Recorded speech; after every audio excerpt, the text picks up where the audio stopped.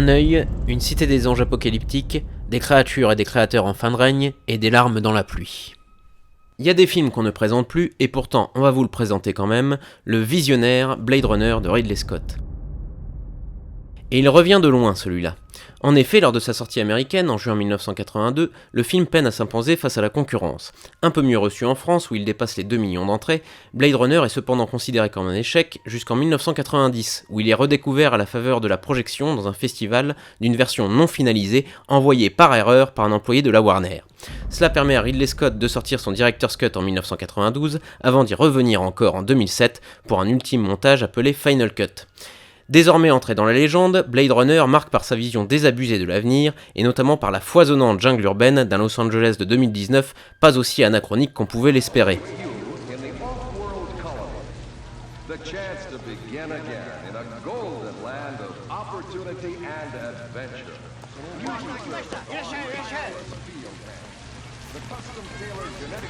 Issu de la fructueuse collaboration entre le designer de génie Sean Mead et le magicien des effets spéciaux Douglas Trumbull, cette ville du futur est assurément la plus marquante depuis la métropolis de Fritz Lang.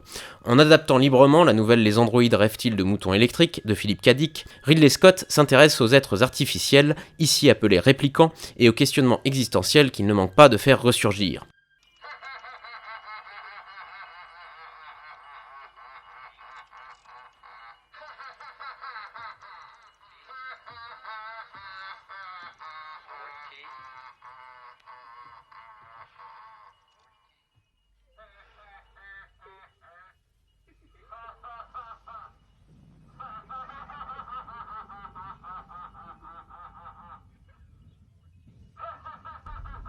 Œuvre philosophique, ne serait-ce que par le nom de son héros Descartes, qui pense donc qui est, autant que merveille plastique qui prend sa source dans le pulp et les pages de Métal Hurlant, Blade Runner nage aussi dans les eaux troubles du film noir, et Harrison Ford, avec ou sans voix off selon les versions, peut rappeler le Marlowe de Humphrey Bogart.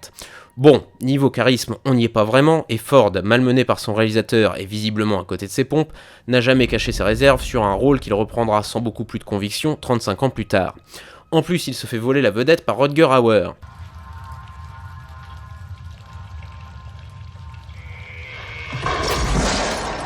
You better get it up. I'm gonna have to kill you.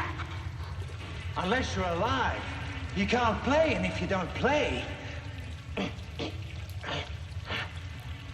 Révélé par les premiers films de Paul Verhoeven, l'acteur hollandais crève l'écran dans le rôle de Roy Batty, principal antagoniste qui se révélera autrement plus complexe et improvise sur le plateau un monologue resté dans la postérité. L'acteur décède en 2019, l'année même où se déroule l'action de Blade Runner.